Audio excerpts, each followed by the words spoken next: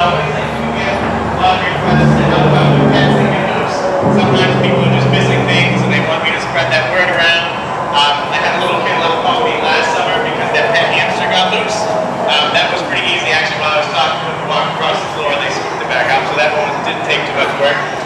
I did have someone call me up a few years ago because they had a pet snake that got loose in their apartment and they had the cage up on a shelf and it fell down into the bathtub.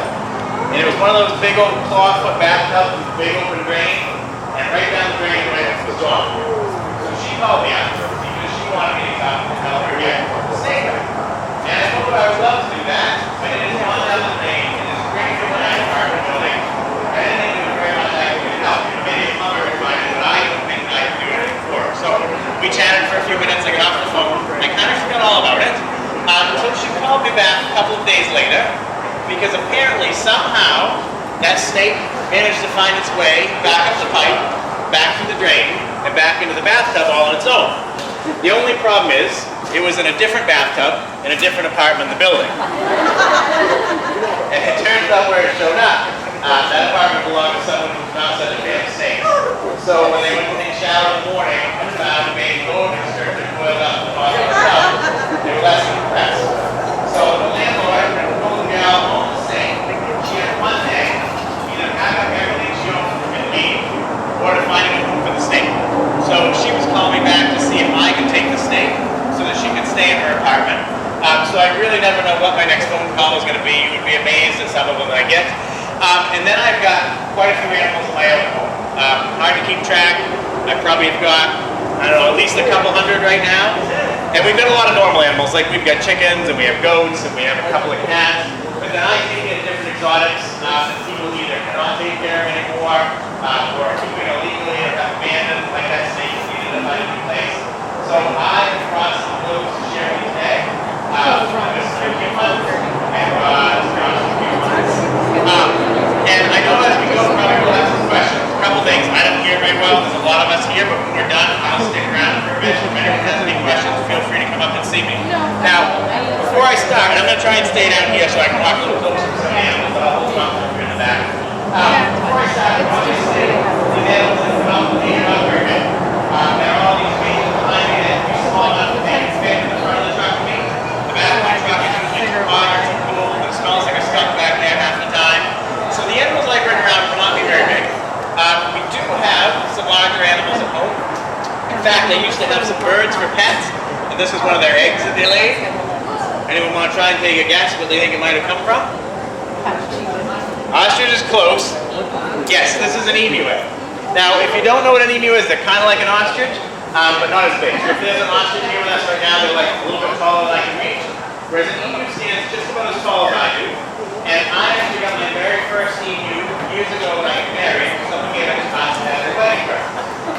Now, I don't usually recommend giving out live animals as a present. That's where some of these come from.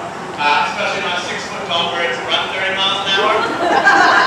My wife would second and third that opinion. I like the emu. She wasn't such a fan. But anyway, things though are a little bit different for us. Not only do we have hundreds of animals, they are literally everywhere. I've got 5 buildings and I don't know how many cages full of animals outside. We have got a ton that live in the house with us. You can barely even walk in my basement. There are so many animals down there. And a couple of times before we got married, my wife had complained that I had all these hundreds of weird animals I've been collecting over the years, and she didn't have any pets at all. So I told her, look, I said, we're getting married soon, right? So when we got married, all those animals are going to be hers. And she said, no, they're not. She said she didn't want anything to do with most of these things. She actually lied a little bit. She told me she wanted a normal pet. She set me up with it. So she was right. And at the time, I did not have any cats. I knew growing up she always had cats. I figured that's probably what she was going to want. So I said, yeah, you're right. I said, you should have your own pet. I said, whatever you want. You let me know, and we'll go out and get one. And she did not want a cat. She told me ever since she was a little girl, she always wished she had a pet llama. Now, I don't know if any of you have stood up close to a llama before. They're a lot bigger than a cat. They go about 300 or 400 pounds, and I heard they could spit at you. So I said, well, if we're actually going to think about this, let's learn about them a little bit first. So I went and talked to some people who raise llamas, and it sounded like there wasn't too much to take care of. But I asked about this spitting thing, and he said, yeah, they get really angry.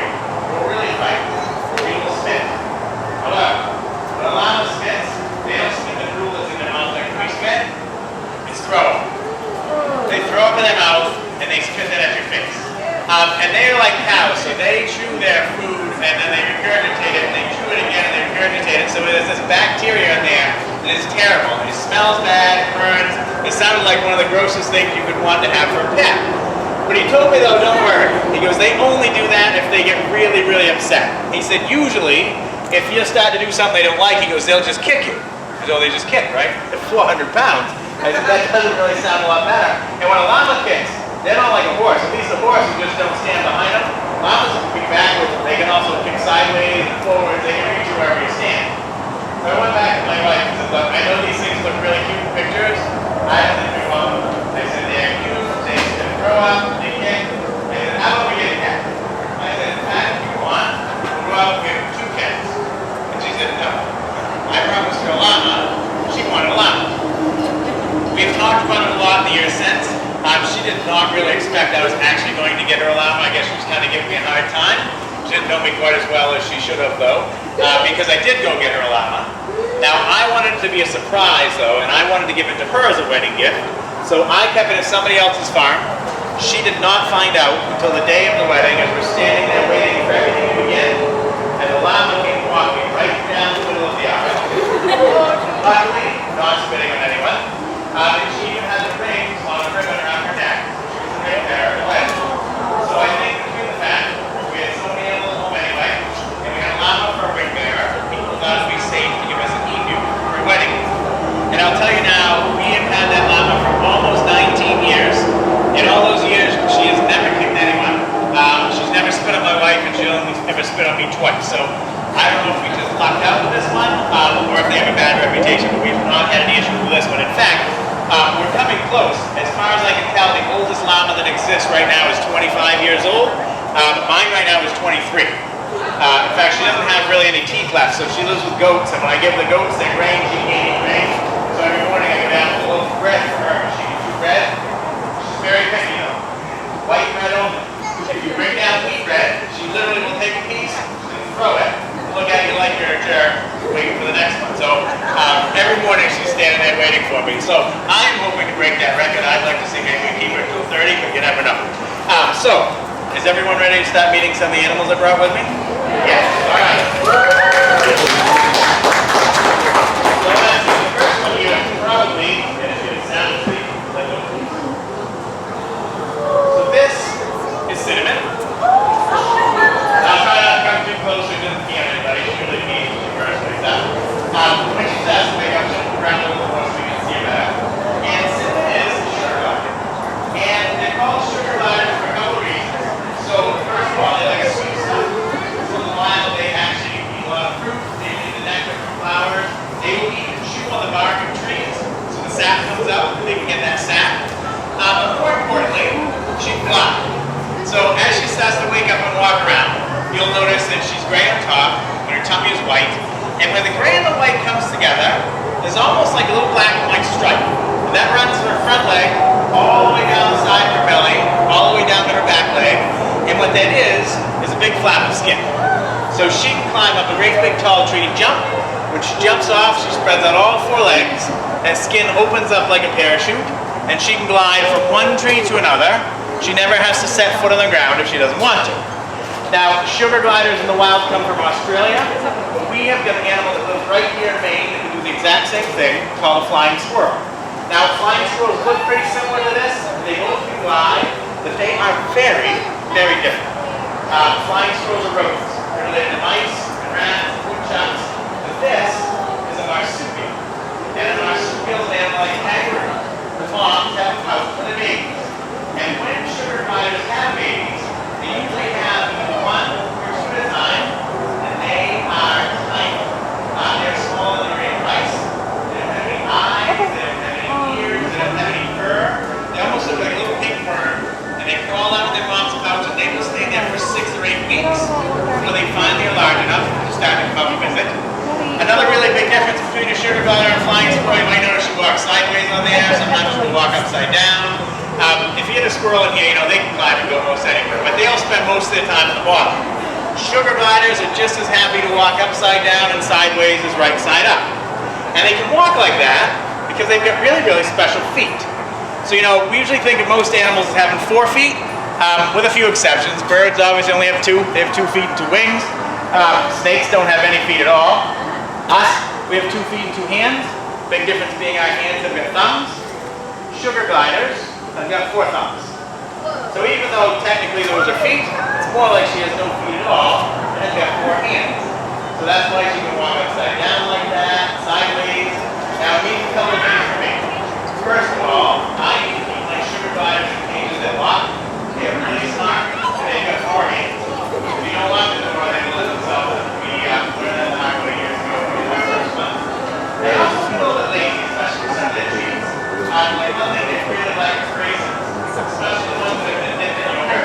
So if I give them raisins, I just take a little box instead of their cage, and put them at the sides they're hungry. They will sit down, and they pick up the box with one of their back hands, they'll open it up with one of their front hands, and they will take the raisins out one at a time. Now if it's the yogurt ones, they will lick all the yogurt off them first and put them in a pile. If they're still hungry, they'll go back to the raisins in the middle, but otherwise they eat them almost like we would eat an apple. Until either their bellies are full or the box is empty, whichever comes first. Other than that, they mostly eat lots and lots of fresh fruit. They do need a lot of protein, so they eat a lot of insects. Sometimes they get cooked chicken. They really like eggs, although a lot of my animals, but my gliders particularly are a little bit spoiled. They will not eat scrambled eggs. They only eat omelets. I make them omelets with strawberries and bananas in them. My teenage daughter thinks that sounds disgusting, but the gliders like it, which is all that really matters. And one other really big difference between a sugar glider and a flying squirrel. Flying squirrels are very, very quiet. Sugar gliders, on the other hand, make a ton of noise. In particular, they can bark, and they'll teeny tiny dogs, which sound really, really cute the first couple of times you hear it, but they can bark in the middle of the night. She will take her down because I live probably with it, and they are nocturnal. So they lay out at night, they sleep during the day. Now I don't hear very well. I wear hearing aids, and when I take those out, I don't hear at all. And I take them out when I go to bed, which means the gliders can bark all they want, and I don't hear a thing. My wife, on the other hand, has got very good hearing. If they bark more than 2 or 3 times, they wake her up, she wakes me up, and I need to go down and see what they want. So they are very spoiled. They know if they want anything at all at night, even if it's just a little attention, if they bark long enough, they're going to get it. And then lastly, of all the animals I brought today, this is the only one that's going to stay in her cage. I'm going to take all the rest of them out, but she stays in her cage for a couple of reasons. So she is really friendly. She does like to come around and visit. But like most sugar gliders, she doesn't really like to be helped. She likes to hold on to me. So if I was to take her out, usually the first thing she'll do is wriggle out my hand, run up my arm, and try to hold my ear out the top of my head. Which sounds kind of cute, and it looks a little bit silly, but it creates a couple of issues. So first of all, while they are super cute, I don't really recommend them as pets. They bark in the middle of the night, which if you're not deaf like I am, is no fun. They're expensive. They need a lot of really fresh fruit. They don't like to be alone, so you can't just have one. You really should have at least 2 or 3 of them. And you have to keep them really clean. Their cages will really stink because they pee on everything. That includes us. When you take one out, the first thing that she would do is she would pee on my hand. And then when she hopped on my head, she would pee on my head. Which is not really how I like to start off my afternoon. But then, because she is really friendly, she'd start looking around and say, well, look, I see a bunch of new friends here. I think I'd like to come and say hi and visit. Now, when she comes to say hi, though, she doesn't like to crawl down my leg and crawl up and sit in your lap. She flies. 1 second, she's on my head. The next second, she jumps off. She jumps off, nose comes right in your face. Right here. Maybe give her a hat, she'll go for the rim of the hat. Otherwise, it's right between your eyes. Not your shoulder, not your lap, right between your eyes. Even though she's cute, and it sounds like it's fun, someone always screams. She would get frightened if she made it out of this tent before I caught her. Who knows where she would go? So she is the one animal I brought with me today. It's going to stay right in her cage. Now the next animal I brought is the softest animal in the entire world. So this is Luna. And she is a chinchilla. And chinchillas literally are the softest animals in the world. Now, they're really, really soft for a couple of reasons. First of all, where these live in the wild, it is really, really cold. They live up in the mountains of South America, really cold and really dry. So they have this very, very thick fur to help keep them warm. Now, there are lots of different animals out there with really thick fur, but are not nearly as soft as the chinchilla. So not only is it thick, it's It's very, very fine. It's all different lengths. But most importantly, they keep themselves super clean. Chinchillas in the wild are constantly getting baths. So if you want to have one of these for a pet, you have to make sure at least once or twice a week that you give them a bath. However, you can't get them wet. Her fur is actually so thick and so fine that if it gets wet, it'll dry up. You can get mad and holy. She can actually get really sick just from getting her wet. So you might think, how in the world am I supposed to give her a bath if I can't get her wet? Well, chinchillas, instead of taking a bath in water, take a bath in dust. Now that sounds a little bit silly to us, right? I'm actually with her, I think I'm going to walk down the aisles a bit. When I come back, I have to walk back. So then something in the back is, I'll try and get a couple of small ones around. So a couple of times a week, I put in their bathtub, and I have to hold them tight. They will not even get them to the floor like you. So they jump in the air, and they roll, and they roll, and they roll, until all that dust is gone. Now I say they, I've got 5 chinchillas right now. They're all ones that people had for pets, and for whatever reason decided they didn't want them anymore, or they couldn't take care of them. I know that's a cute thing. And again, I'm going to have to walk back with her. I'll tell you why after. So I've got those 5. This one here, though, Luna, is usually the only one that comes out with me to visit. The other ones can get really nervous in strange places, around people they don't know. This microphone is pretty loud and can scare them. And I have to be really careful not to scare my chinchillas, because if they get scared, that really, really soft fur will get so loose that anywhere you touch it, it all starts to fall out. Now that happens for a really important reason. In the wild, the only thing that scares a chinchilla usually is a predator, something that wants to eat. So say something like a fox sees this chinchilla and comes there for lunch. So she gets really, really scared, and her fur gets really, really loose, and she takes off running, and hopefully she's able to get away and hide. But if not, if that fox catches up and grabs her, everywhere he touches her, all that fur comes out. He gets all the fur instead of all the chinchilla, and she can get wet. And she will just lose it in that one spot. It will grow right back. But again, if I had one of the other ones with me right now, they would be really nervous in a setting like this. They'd be wiggling all around, and there would be fur flying everywhere. And one other thing you may have noticed while I'm bringing her around, she's got those really long whiskers. They're usually wiggling the whole time.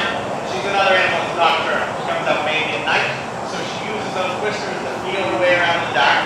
That's also why she's got really, really big eyes and really, really big ears, so her to hear and to see in the dark as well. Now the reason I have to walk backwards with her, and I still need to walk backwards over to her cage, if you're up front, you'll notice, but the second they turn around, she goes absolutely crazy. And the reason for that is that fur is like a winter coat. It is hot.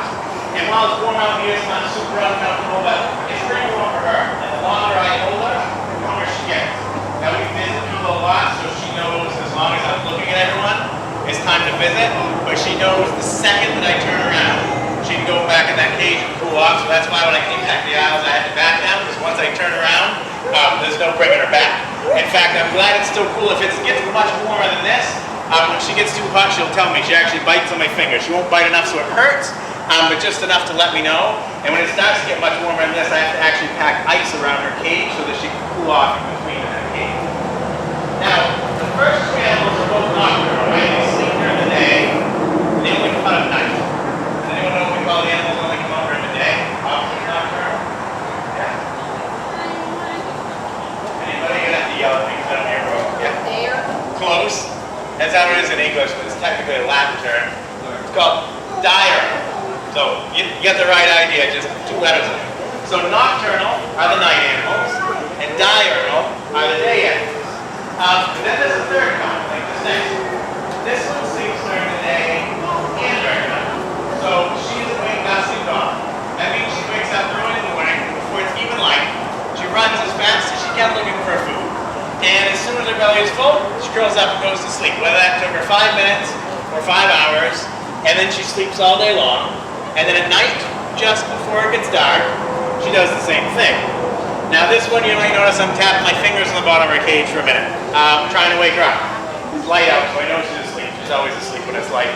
But if I use my hand in there with her while she's asleep, or if she's in a bad mood, I will get her. Usually works with this one, but not always. So I have my gloves handy if I need them. She's usually, what do you say?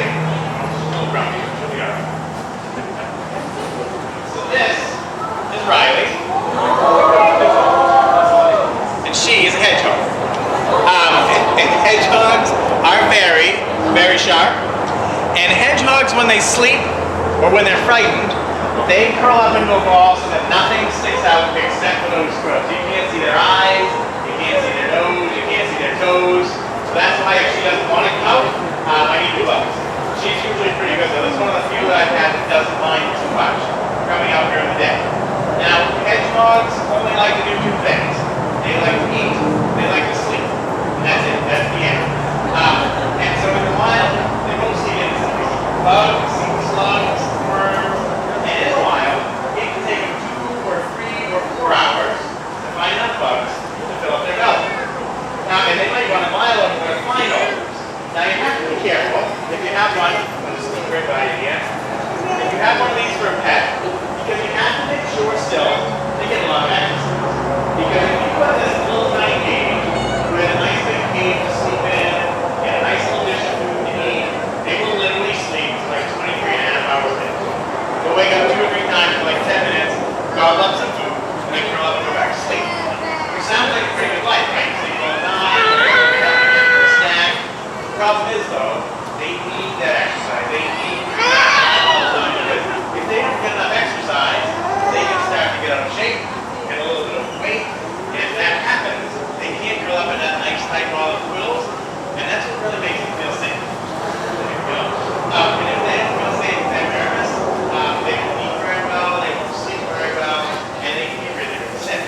So I have to make sure that my hedgehogs get a lot of exercise, which is somewhat easier said than done.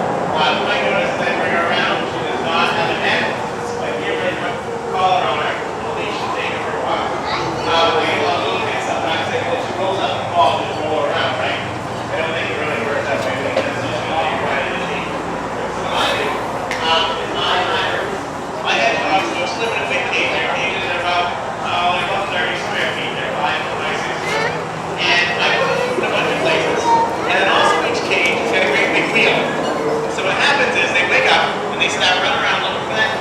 And they'll find a little piece of food and they gobble that up and then they look around and they don't see any more. They go, I don't see anything else to eat here. I'm still kind of hungry. I'm going to go find some somewhere else. So they hop on the wheel and they go for a run. And they run and they run and they run and they'll run 5, 10, 15 minutes. And then finally they hop out of the wheel and they start to look for food again because I don't think they realize they're running in a circle that whole time. She figures if she's just running for 10 minutes, she's across the parking lot, maybe there's something to eat over there. So they hop out, and as soon as she gets out of the wheel, she starts looking for some more food. And she'll find another piece that I hid, and she gobbles that up, and then she gets back in the wheel and goes for another run. So she runs and she eats, and she runs and she eats. She gets plenty to eat, but she gets plenty of exercise. She has no problem curling up in that little ball, so she feels nice and safe. And you'll notice while I have her out, she does not stop moving. Again, they like to eat, they like to sleep. She's already had breakfast, and it's bright out here. She wants to go back to bed. If I let her hold still for just a second, she will tuck into my shirt or up in my beard and be sound asleep in a second. In fact, when I put her back into her cage, she's got a little blanket in there. Once I cover her up, it will literally take her about 30 seconds to fall asleep. She will probably be asleep before I can even get another animal out of the cage. Now, I was mentioning when I started, I catch a lot of wild animals that are problems for people. I don't get a lot of calls to these this time of year. If you were in on some of the bats at the end of the day, are bats. These are real bats. Obviously, they're not alive. They're ones that I found and what happened to them when I found them in people's attics and died up there. They're all dried out and preserved, so we can see what they look like. The bats are very important to have around because of all the insects they eat. And they're not picky. They'll eat any insects they can find. So they can end up eating a lot of mosquitoes. In fact, if you have a mom bat that has a baby that she's taking care of, she might eat more than 3,000 mosquitoes every night. That's a ton of mosquitoes. And while they're out flying around, they won't bother us. They won't come down and get tangled in our hair. They won't try to bite us and drink our blood. But, obviously, if you see one outside, if you see one hanging upside down, which is what this one we're doing, this is what they look like when they're asleep, out on a tree, out on a building, really important we don't touch them. They have got very small but very sharp teeth. If you pick them up, they will bite. It does hurt, and they can carry rabies. So, honestly, if you see one up on a tree or something or a building, I usually recommend leaving. If there's something wrong, you'll be there the next day. You do have to be careful if they're on the ground. They cannot take off and fly like a bird. They have to drop. So if you see one on the ground but it doesn't look like anything's wrong with it, Don't use your hands with maybe a dustpan or a broom, put it out onto a tree or something like that, and they can't get it until night. Especially August and into September, the babies are out exploring, you see them a lot like that. Now, that advice though, to not touch them and not pick them up, is not just bats, all wild animals. And especially this time of year, there are baby animals everywhere. There's baby birds, baby squirrels, baby deer, baby raccoons. When we see those, we don't usually see their moms and dads nearby. They're off looking for food. And they don't run away from us. It's not necessarily because they're friendly. They're just not afraid. They haven't encountered us yet. If you're near them and the parents come back, the parents are not going to feed them. If you pick them up, just like with the bat, they're going to bite or they're going to scratch. So if you see something like that, leave it where it is. You can watch it from a distance. You may see parents coming back and forth. If you don't, there are plenty of people like me. There are rehabilitation centers, game wardens, that you can call. Usually with a picture, we can usually tell you if it really needs help, or it should just be left right there. Now, the next animal I brought with me, one that some people, especially kids sometimes, think we're making believe. I wanted to bring my unicorn today, using kind of a grumpy equipment to go with me. So instead, I brought a dragon. So this is a real, live dragon. Imagine probably this crowd won't be able to believe the dragons anyway. But for anybody who did not, a lot of times when we think of dragons, we think of these great big giant things that fly around and breathe fire, eat their moves. It's not really a real dragon. So there's actually dozens and dozens of different kinds of real dragons in the world. None of them breathe fire. That part is totally make believe, so we are safe there. There are some that fly. Now, the real dragons that fly, they don't have regular wings. They're not like a bird or a butterfly. They can't just take off and go wherever they want. But they actually get really special rib bones that are external. They're on the outside of their body. So when they walk, those rib bones are held up against their body sideways. But when they jump off, it's like a tree or a building, they spread those ribs out. Their skin spreads out across it. They fly, more like the sugar glider does with a flying squirrel. There are some big ones. Komodo dragons are the largest. Komodo dragons can get like 10 or 12 feet long. They're not very nice. They are venomous. They eat water buffaloes, which weigh like 1,000 pounds. I don't want to mess around with something that eats water buffalo. So if there was one of those here, probably not something we're going to stick around and play with. Now, this particular dragon, you'll notice as I bring him around, he's got all these little spikes underneath his chin and on both sides of his face. As long as he's in a good mood and just kind of mellow like he is right now, those spikes just sort of lay flat. If he gets frightened, or if he gets angry, he puffs up his cheeks and his chin, and all those things stand up, and it looks just like a little beard. So these ones are called bearded dragons. Now, this one's name is Rex, and obviously Rex does not eat people, right? I wouldn't be standing here holding on to him. He eats a bunch of different things. One thing they do eat is a lot of insects. So I have got, I don't know, 14 or 15 cages full of insects at home that I raise to feed a lot of the animals. The dragons do eat a good portion of them. Also, though, like us, they have to have really balanced diets. They also need lots and lots of fruits and vegetables. So bugs usually every morning for breakfast, fruits and vegetables at night for supper. In fact, I love this time of year because I can go out and pick up wild stuff. They eat a lot of dandelions, violets, clovers. And then like all other animals, they need water. Now, here the dragons of the wild come from Australia, because we're all really cool animals live. And they live out in the desert, so it's really, really dry. There's not a lot of puddles, a lot of streams. So they have to come up with ways of getting water. Now, one thing is they just don't need as much water as some other animals might. But they're also able to utilize the water from the insects and the fruit and the plants that they eat. But anywhere they can find some extra, they want to. Now, even though the desert is really dry, still sometimes there's huge swings in temperature. It's really hot during the day, oftentimes. Antarctica doesn't count, but most deserts, really hot during the day, really cold at night. And even though it's very dry, sometimes those swings are enough that you'll have a little bit of dew first thing in the morning. And the dragons, like a lot of animals that live in the desert, can go out and collect that dew. So what they do is they find a place where they can sit. If I can hold them this way so you can see. So their head is kind of down low, and their tail is kind of up high, and they sit there and they wait. And as that dew settles on their body, they still drop them, start to drip down their body, down their head to the end of their head, and they let them off. So my dragons all have fish in the water, and they can use it anytime they want, but they love sometimes get sprayed with a mist ball. At least most of them do. You get one every now and again, it doesn't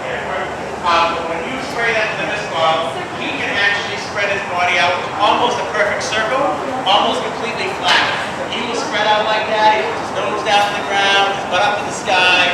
He will not move a muscle until every last drop of water has come to the end of his nose and he's licked it off. And then one last thing you might notice, this hole that he has behind his eye, that's his ear. So we usually think of ears as something that stick out like they do on us. But a lot of animals like reptiles, which what dragons are, birds, they don't have that part of their ear that sticks out. They just have that hole that the sound goes into. And part of the reason for that with reptiles, so reptiles are cold-blooded. Doesn't mean they're always cold, but it means their body temperature is the temperature of the air. Ears are for hearing, but they're also used a lot for losing heat. So if you look at animals, look at a desert fox versus an Arctic fox. Desert fox has got these great big giant ears. Arctic fox has little tiny ears. Those big ones help them to lose more heat. Same as elephants. Look at an African elephant, they've got these great big giant ears. They're out in the savannah in the sun where it's super hot. Asian elephants, they live in the jungle where it's still pretty warm, but they're not baking in the sun, they're in the shade, so they don't need as large ears to radiate that heat. These guys, when they don't make their own heat, don't want to lose any extra, so they don't want to have any external ear for that heat to go out. Now, next animal I've got, you probably notice most of these animals are pretty quiet in between, so it's usually the same when they come out with me all the time. It takes a while for them to get used to this, not be nervous. So most of them just kind of sleep, take a nap, come out and visit for a minute, go back to sleep. They know the routine. The next one sometimes is a little bit rambunctious. He doesn't like being rammed up in this cage. So if I take him out, he's always squirming around, trying to get away, trying to get down. It's kind of a pain. I'm going to set him down for just a minute. I know we're running, so you probably won't see him when I first set him down. I'm just going to do that for a minute though. Gives him a chance to shake out his wiggles, maybe run in a circle.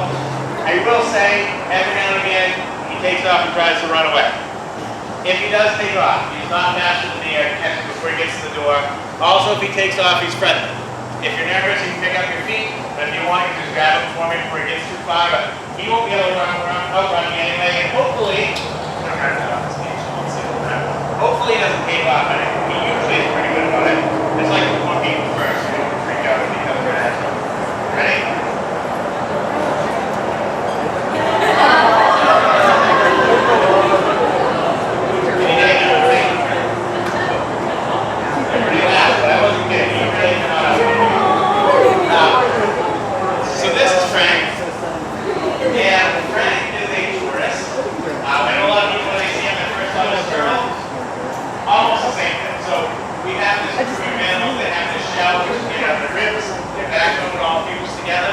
There's three major groups.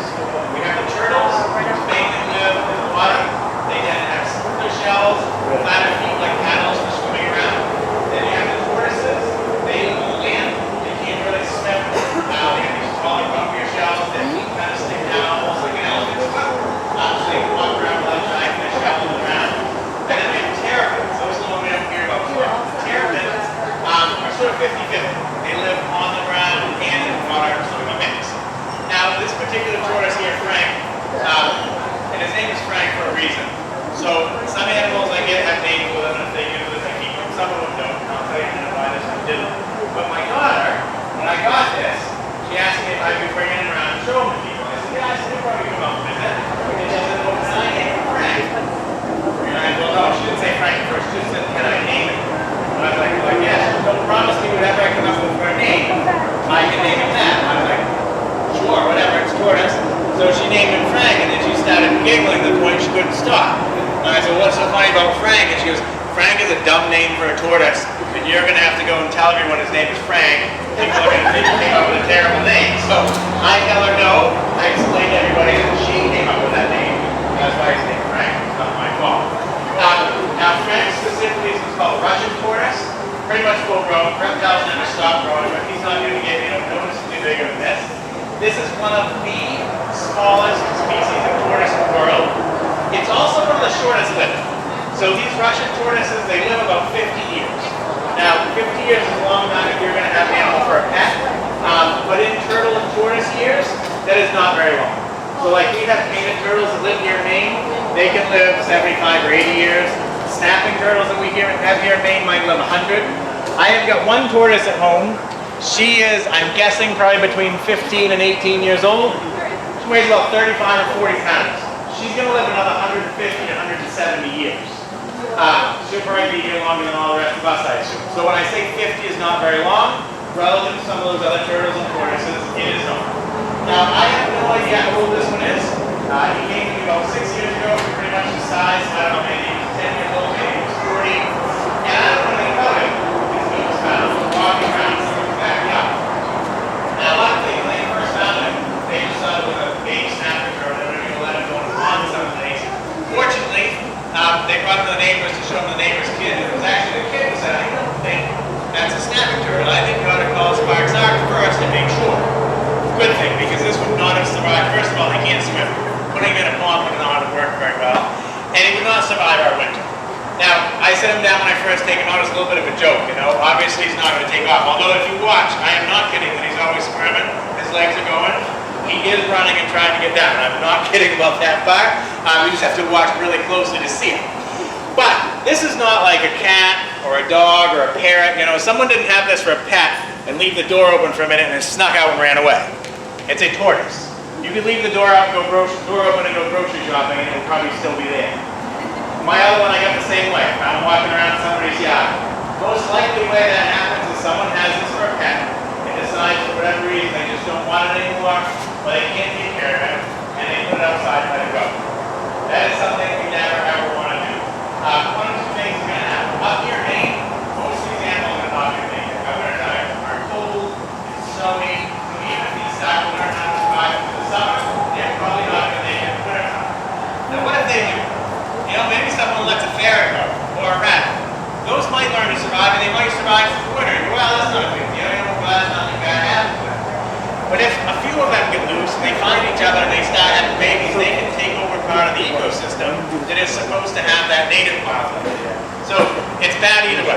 Either the animal you let go does not survive, or it's going to push something else out of its habitat and it won't survive. So it is super important. There's so many of these animals. I mean, every one of these animals I have here is because somebody once thought that was the cutest thing in the world and they wanted it for a pet. And they brought it home and they changed their mind once they learned a little bit more about it. So super important. Learn about the animal first. Learn if it will make a good pet, if it's nocturnal, if they're stinky, how long they live.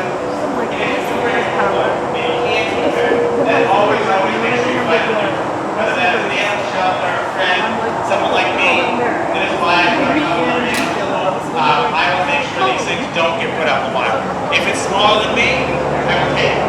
If it's something I can't keep forever, I will take it until I can find it a new home, but I try to take them all so they don't get put out there in the wild. They can all fall.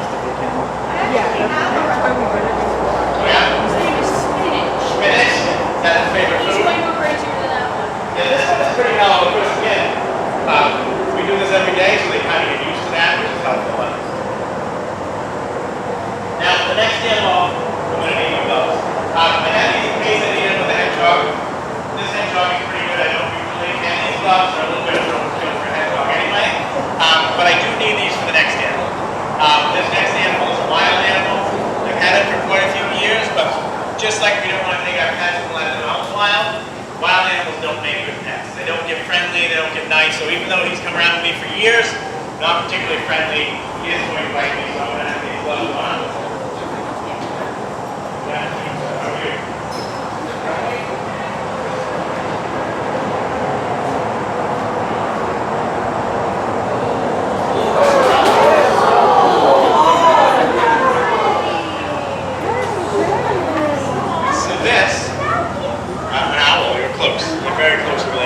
This is a barred owl. He is called that because he has all these bars of color on his feathers. And this is one, so in Maine, it is against the law to keep any animal that is a native wild animal here in captivity, except for a really few exceptions. This fits that exception. This is one that was hit by a car, and he lost the end of one wing. Now it's all healed up. You saw when I took him out, he can flap it. That does not bother him at all. It doesn't hurt or anything. But he is not able to stop. So he would not survive up the wild. So I have a special permit to keep him and bring him around and teach people. Now I need my gloves in for a couple of reasons. You can see that sharp beak. He will probably bite me before we're finished. He usually does. We'll see. I'll try hard with him. Sometimes he doesn't mind that, sometimes he does.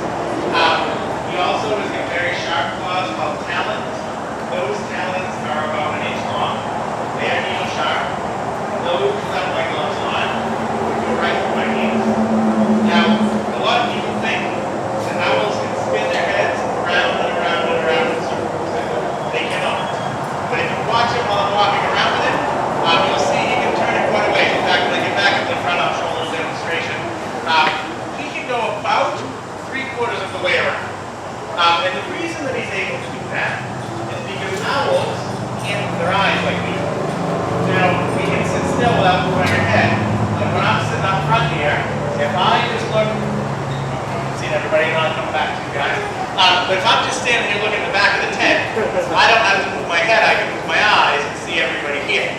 The owl can't do that. If an owl's looking over here, if he wants to look at someone over that way, he needs to move his whole head. And I'll show you, so, and I'll move this to you guys. But again, I'll come behind him, which he does not like because he can't see me, until he spins his head around the corners. So that gives you a good idea. He can go a long ways, but he cannot go in a full circle. Now also, since he can't move his eyes, that means wherever his face is pointed, his eyes are pointed. So you can look at somebody like in a conversation, you can move your head around, but your eyes stay looking in their face. It doesn't happen with the owl. When his head moves around, his eyes are pointing in whichever direction that is. So when they're flying around through the forest, they need to keep their heads really, really still, independent of their body. Because if his head's moving around too much, and he can't see where he's going, he may crash into a tree, or he may miss catching his supper. As far as his supper goes, their favorite food are mice. If he can catch enough mice, he would be happy eating just mice and nothing else. He eats 4, 5, 6, 7 mice every single night. In fact, that's another reason why he has to keep that head still when he's flying. One other really cool thing about barred owls, and this is not true about all owls, barred owls, their ears are slightly off center from each other. So one ear on one side of the head is like a little bit high, a little bit forward, and the other ear is like a little bit low, a little bit backwards. And what that does is that lets them hear exactly where something is. So if one of you was talking to me, I'd have to look and see who's giving eye contact, whose lips are moving. I get an idea of where it's coming from. When somebody makes a noise in here and he hears it, he knows exactly where that is. And the reason he wants to be able to do that is to find those mice that he likes to eat so much in winter. So the mice like to tunnel underneath the snow. That way predators can't see them. But he can actually hear them running underneath the snow. So when he flies down at them, he keeps that head completely just pointed right at that mouse the whole time so that he can hear where it's running. He flies down, those talons go down through the snow, grab the mouse, and he can get it without ever having seen it at all. Now, just because mice are what he prefers to eat, obviously that's not all he eats. He will eat anything small that he can catch. Insects, fish, frogs, bats, rats, squirrels, birds, you name it. If it's smaller than him, he will eat it. Now, if it's small enough like a mouse or a bat, he will swallow it whole. If it's larger like a squirrel or a bird, he uses that sharp beak to get great big bites out of it. But they eat everything. They eat the bones and all. And then after they swallow that, they digest off the meat. You're right, and they cough up what's called owl pellet. Who here is taking apart an owl pellet? You? Cool, isn't it? It sounds a little gross, but it's really neat. My daughter loves this thing. She's a teenager, she doesn't love much other than her phone, but when we go out, if she finds an owl pellet, she's all over it. We were out a few weeks ago, she found 2. The first one she looked at had been eating a squirrel. The second one had been eating a bird. So anytime we find those, she always pulls them apart. Now, because of the way they digest their food, when I feed this guy, I can't just like stop at the grocery store and grab him a steak. He needs the whole 9 yards. Now, I raise a ton of mice and rats to feed a lot of these things. I can never come up with enough though. I'm also always watching the roadkill as I'm driving around. And I can't pick up, like woodchuck or raccoon, it's too big. But squirrels, chipmunks, mice, rats, if I see that stuff, it's the same place to stop. And it's not hot and sunny out right there, like fall and spring when it's cool. I scoop them up and bring them for the owls. Now, I never know from day to day if I will find something or not. So like this morning, I left the rat out of the freezer and I threw it in the fridge. And tonight, by the time it's dark, it'll be all thawed out and we can have it for dinner. If I find something else today, I can either throw it in the fridge for tomorrow or the freezer for another day. Now, my family and my close friends understand there's usually dead animals in our fridge. If we have someone over, like if my wife was going to have a friend from work over or something like that, try to hide that stuff or feed the owl a little bit early. If you don't know someone really well and you go to their house for lunch and there's like a dead squirrel on the shelf in the fridge, not everyone sticks around after that. So the one hazard sometimes with having these are some of the things that we have to have to eat.